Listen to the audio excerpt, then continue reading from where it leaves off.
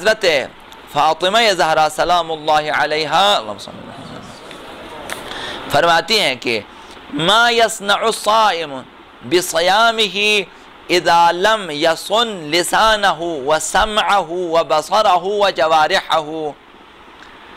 बीवी सईदा ने फरमाया कि रोज़ादार जब अपनी ज़बान को महफूज नहीं रखता, जब अपने कानों को महफूज नहीं रखता, जब अपनी निगाहों की हिफाजत नहीं करता, जब अपने अज़ा व जवारिह को जो है गुनाहों से नहीं रोकता, तो वो रोज़ादार अपने रोज़े का क्या करेगा। माना क्या है? माना यह कि ऐसे रोज़ादार को अपने रोज़े का कोई फ़ायदा नहीं होगा।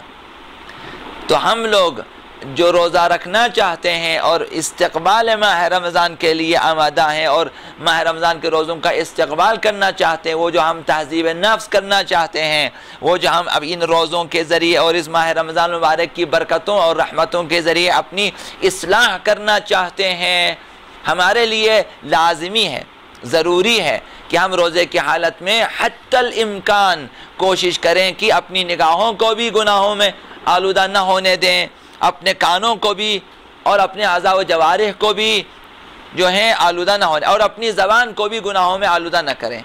लिहाजा बेहतरीन काम तहज़ीब नफ्स के लिए माह रमज़ान मुबारक में, और जिस काम का बहुत ज़्यादा सवाब है, बहुत ज़्यादा अजर है, बहुत ज़्यादा अहमियत है, बहुत ज़्यादा कीमत है और अर्जिश है खुदावंद मुतआल के नज़दीक, वो ये है कि इंसान गुनाहों में आलूदा न हो जाए। तो बेहतरीन रोज़ा उस शख्स का है जो इस माह में गुनाह न करे, गुनाह छोड़ दें और रोज़ा रखें, बेहतरीन रोज़ा उसका है। अब रमज़ान मुबारक में बहुत सारे अफराद हो सकते हैं जो मुख्तलिफ़ अमाल अंजाम दे देते हैं। बाज़ के नमाज़ों के प्रोग्राम है, बाज़ के इफ्तारी के प्रोग्राम है, बाज़ के जो है मेहमानी के प्रोग्राम होते हैं, बाज़ के कुरान ख़ानी के प्रोग्राम होते हैं, बाज़ के नमाज शब के प्रोग्राम जो भी हैं।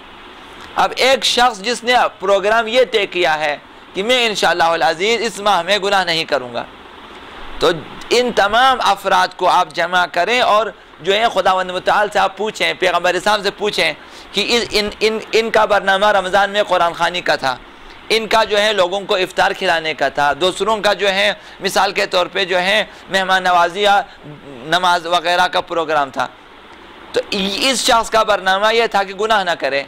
अगर पूछेंगे तो जवाब यही आएगा जैसा कि खुतबा शाबानिया में ये बात आई हुई है कि इस माह में बेहतरीन अमल गुनाह न करना है। तो जिस शख्स ने रमज़ान मुबारक में ये फ़ैसला किया कि मैं गुनाह नहीं करूँगा, उसका रोज़ा बाअर्ज़िश है, उसका रोज़ा ज़्यादा सवाब रखता है बनिस्बत दूसरों के कि जिन्होंने गुनाह की परवाह न की और दूसरे बरनामे जो है जारी कर दिए, दूसरे प्रोग्रामों को जो है इजरा कर दिया, तो लेकिन गुनाहों से परहेज़ नहीं किया, तो उनका रोज़ा इस हद तक अर्जिशमंद नहीं है। लेकिन जिसने गुनाहों से इज्तिनाब किया उसका रोज़ा अर्जिशमंद है, बाक़ीमत है।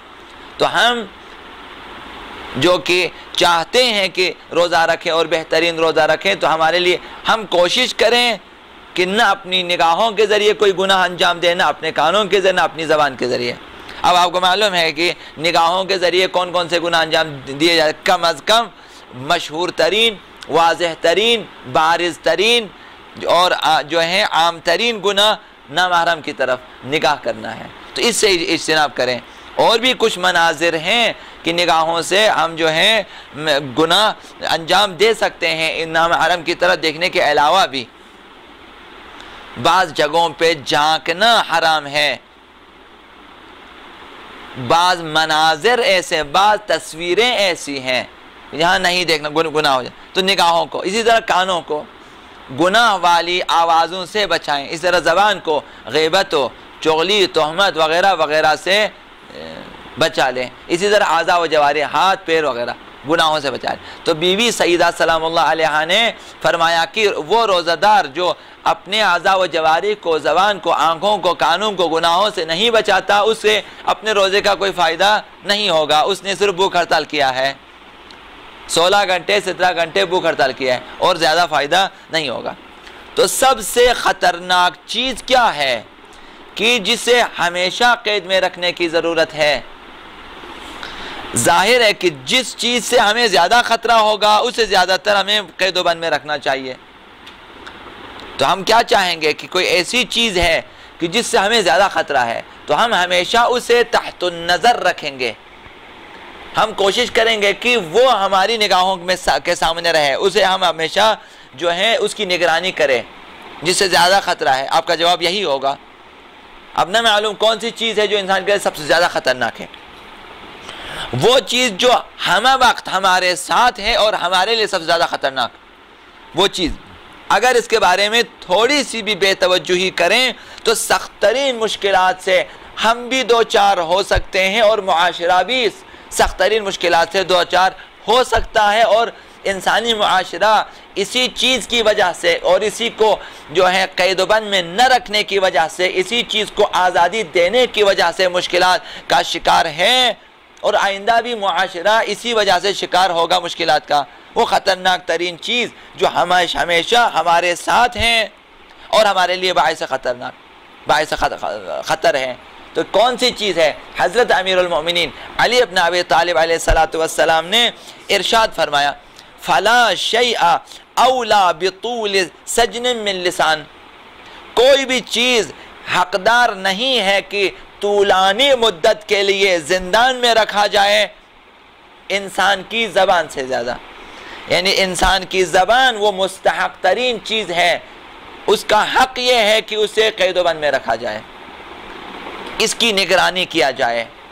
ज़बान इंसान की वो चीज़ है कि जिसे चाहिए कि हम हमेशा जेल में रखें। खुदावंद व तआला ने मुँह के अंदर ज़बानों का पहरा लगा के, दांतों का पहरा लगा के रखा हुआ है कि अगर ज़्यादा बाहर निकले तो उसे काटें। खुदावंद व तआला ने खुद उसे एक कलए के अंदर बंद कर दिया है। तो ये खुद शायद इस बात की तरह इशारा हो कि ये ज़बान ऐसी चीज़ है कि इसे बाहर नहीं होना चाहिए, हमेशा अंदर होना चाहिए। तो ज़बान इंसान की शख्सियत की तर्जुमान होती है, लिहाजा जब इंसान ज़बान खोल लेता है उसकी शख्सियत खुल कर सामने आ जाती है। अगर इस ज़बान को आज़ादी दी और हर किस्म की बातें की तो आपकी शख्सियत बरमला हो जाती है, रुसवा हो जाती है। अमीरुल मोमिनीन ने फरमाया कि सबसे ज़्यादा कैद व बंद में रखने के मुस्तहक चीज़ इंसान की ज़बान है। बदन का ये छोटा सा अज़्व अपनी खुदनुमाई के शौक़ में किसी भी वक्त और किसी भी जगह मालिक की इजाज़त के बगैर, हमारी इजाज़त के बगैर बोल कर जो हैं घरेलू मसाइल से लेकर आलमी मसाइल तक बड़े बड़े झगड़े और बड़े बड़े फसादात भी खड़ी कर देती है। यही ज़बान, मियाँ बीवी में जुदाई, भाई भाई में जुदाई, बाप बेटे में जुदाई, ख़ानदान में झगड़ा, इसी ज़बान की वजह से। अगर हमारी ज़बानें चुगली न खाएं, इधर की बातें उधर न करें, अगर हमारी ज़बानें तोहमत से पाक रहे और एक दूसरे की ग़ीबत न करें इन्हीं ज़बान के ज़रिए, तो फिर इतनी मुश्किलात मुआशरे में खड़ी नहीं हो सकती है। लिहाजा एक ही जुमले से किसी की आबरूरीज़ी हो जाती है। यही ज़बान अगर चले और एक जुमला ऐसा अदा करे किसी की आबरूरेज़ी हो सकती है, आबरू पायमाल हो जाती है, एक खातून की इज़्ज़त ख़त्म हो जाती है, एक शख्सियत की इज़्ज़त ख़त्म हो जाती है। उसके बारे में एक जुमला अगर कहें, दोस्ती मेहर व मोहब्बत के रिश्ते टूट जाते हैं इसी ज़बान की वजह से, दोस्ती ख़त्म हो जाती है, दुश्मनी, कीना और फसाद दिलों में पैदा हो जाता है इसी ज़बान की वजह से।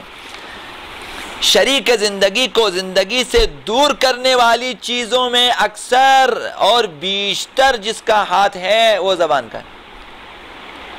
शरीक हयात को जो है नाउमीद करने वाली चीज़, बदज़न करने वाली चीज़, मनफूर करने वाली चीज़ यही है कि अगर बाज़ अशख़ास जो आपस में चुगली दें तो मियाँ बीवी में जुदाई हो, शरीक हयात ख़राब हो जाती है दो बातों से।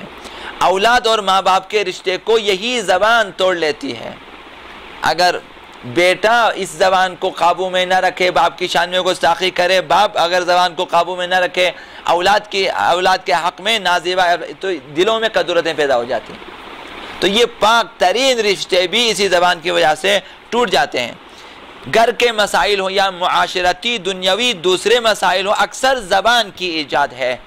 मुआशरे में अगर आप गौर करें ज़बान की ईजाद है। माह रमज़ानुल मुबारक का एक बड़ा फ़ायदा ये है कि हम चूँकि रोज़े से हैं और चाहते हैं कि तहज़ीब नफ्स हो जाए तो अपनी ज़बान को कंट्रोल में रखें। लिहाजा अमीरुल मोमिनीन ने फरमाया कि सबसे अहम तरीन आज़ जिसको ताला लगाना चाहिए और बंद रखना चाहिए वो इंसान की ज़बान है। बक़ौल हज़रत रसूल खुदा सल्लल्लाहु अलैहि वसल्लम, खुदावंद मुतआल ने इस महीने में शैतान को जंजीरों में जकड़ रखा है, लिहाजा शयातीन के वसवसे इस माह में कम हैं। बस इंसान खुद अगर शैतान की नुमाइंदगी न करे तो असल शैतान के लिए वसवसे पैदा करने के मौके कम है रमज़ान मुबारक में। बस हम इस माह में ज़बान को आदत डालें, ज़बान को आदी करा दें, कमगोई की आदत दें उसे कि ज़्यादा ना बोलें।